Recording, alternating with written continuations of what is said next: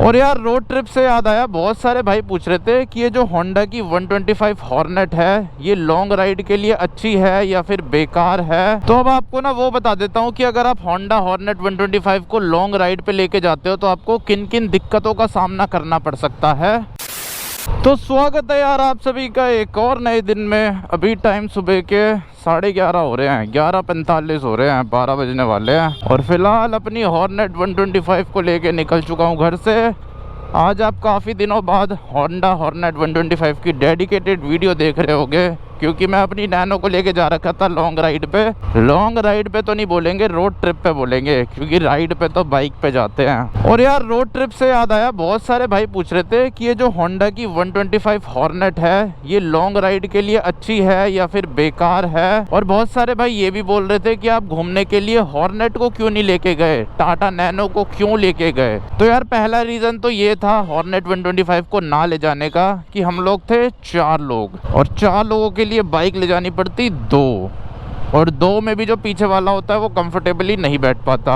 अगर सबको कंफर्टेबली जाना होता तो ले जानी पड़ती 4 बाइक। और ऊपर से हमें रात को निकलना था। रात के लिए ना बाइक सेफ़ नहीं होती, वैसे तो कार भी सेफ़ नहीं होती, पर बाइक के मुकाबले कार थोड़ी ज़्यादा सेफ़ होती है। कार में ना आप रात का सफ़र भी कर सकते हो, लेकिन बाइक में थोड़ा रिस्की रहता है। वैसे तो कई लोग बाइक से भी कर लेते हैं, पर मैं तो बिल्कुल ही अवॉइड करता हूँ बाइक से रात को ट्रैवल करना। मैं तो कभी भी नहीं करूँगा ज़िंदगी में। कार से कर लूँगा लेकिन बाइक से नहीं करूँगा। तो 2 रीज़न मैंने बता दिए। पहला रीज़न था कि हम लोग 4 थे, और दूसरा रीज़न ये है कि हम रात को निकले थे और फिर हमें वापस भी जल्दी आना था। बाइक ले जाते ना हम तो थक जाते वहाँ जाते जाते ही, फिर वापस आ ही नहीं पाते हम सेम डे पे, हमें सेम डे ही वापस आना था। तो इसीलिए ये रीज़न था कार ले जाने का और हॉर्नेट 125 को नहीं ले जाने का। लेकिन अब जो अगली रोड ट्रिप करूँगा ना, मैं वो हॉर्नेट 125 पे ही करूँगा, और बहुत ही ज़्यादा जल्दी करूँगा। ये क्या है, लेजेंडर स्पोर्ट लिखा है इसमें, तो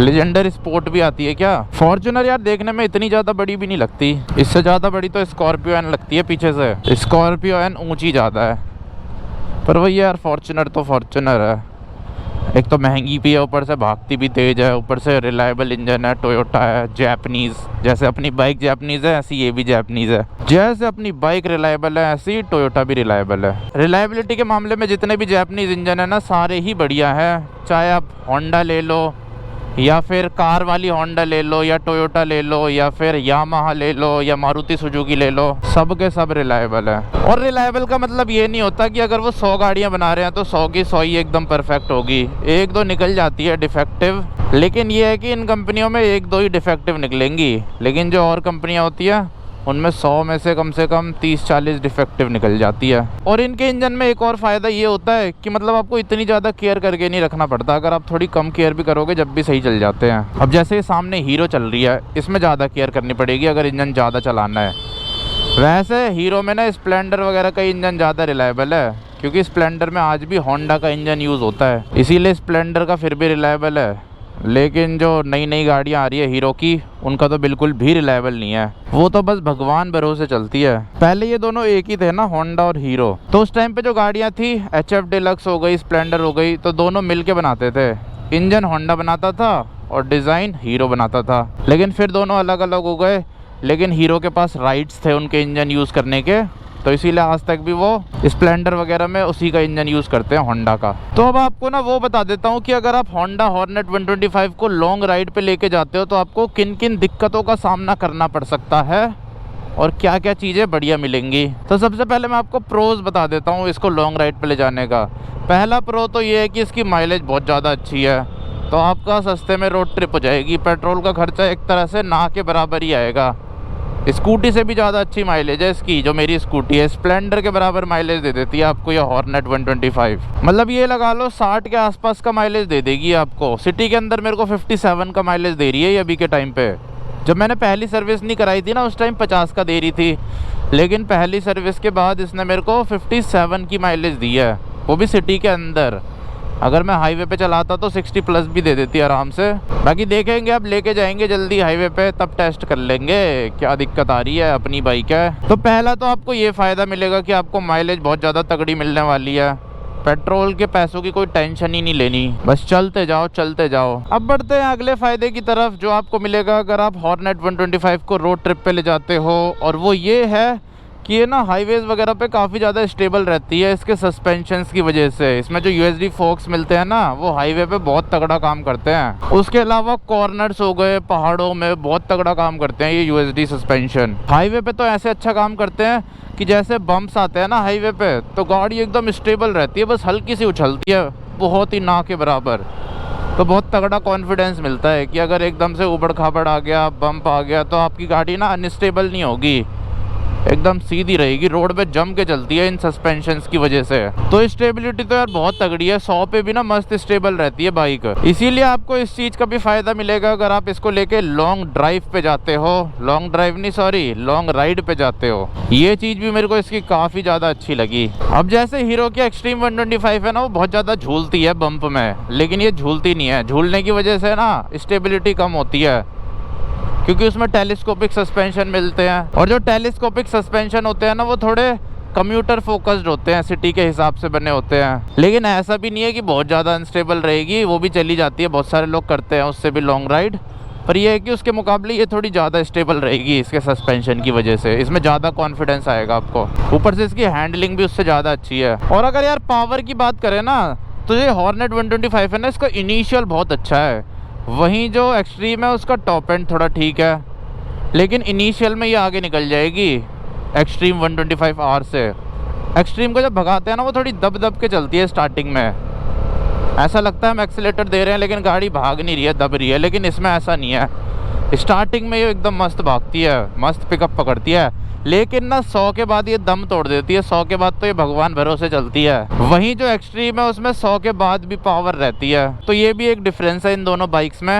एक्सट्रीम में ना 100 के बाद भी पावर बचती है, लेकिन इसमें नहीं बचती। 100 तक तो आराम से चली जाती है, 100 तक में कोई दिक्कत नहीं है, दिक्कत है 100 के बाद। पर इन बाइकों को यार 80-90 चलाने में ही फ़ायदा है, 80-90 से ऊपर मत चलाया करो इन बाइकों को।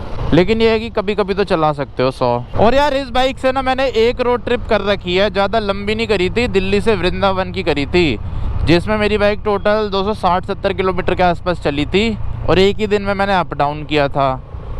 तो उस रोड ट्रिप में मेरे को जो जो चीज़ समझ आई ना, वही मैं आपको बता रहा हूँ। और बाकी आने वाले रोड ट्रिप में पता चल जाएगा, वो तो और ज़्यादा लंबी होगी। वो होगी टोटल 600, 650, 700 किलोमीटर की, और उसमें पहाड़ भी इंक्लूडिंग होंगे। इस वाली रोड ट्रिप में पहाड़ नहीं थे। तो फ़ायदे तो यार मैंने बता दिया, अब आपको नुकसान बताता हूँ, क्या क्या नुकसान आपको झेलने पड़ेंगे अगर हॉर्नेट 125 को आप एक लॉन्ग रोड ट्रिप पे लेके जाते हो। तो सबसे पहला नुकसान तो ये है कि इसकी जो सीट है वो हार्ड है, राइडिंग पोस्चर थोड़ा सा एग्रेसिव है, जिसकी वजह से रोड ट्रिप में आपको दिक्कत हो सकती है।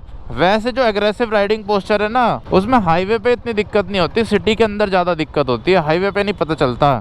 क्योंकि हाईवे पे क्या है कि सामने से आपको हवा धक्का देती है पीछे की तरफ, तो जिसकी वजह से ना हाथों में इतना वजन नहीं पड़ता, नॉर्मल सा लगता है। तो हाईवे पे राइडिंग पोस्चर की वजह से तो दिक्कत आएगी नहीं आपको, बस जो मेन दिक्कत है वो सीट की वजह से आएगी, क्योंकि इसकी सीट ना हार्ड है। अगर आप एक्सट्रीम से कंपेयर करोगे तो इसमें आपको हार्ड सीट मिलती है, एक्सट्रीम में फिर भी थोड़ी कंफर्टेबल सीट मिल जाती है इसके मुकाबले। तो मान लो अगर इसमें आप 50 किलोमीटर में थकोगे, एक्सट्रीम में आप 80-90 किलोमीटर में थकोगे, तो इतना फ़र्क पड़ जाएगा सीट के हिसाब से।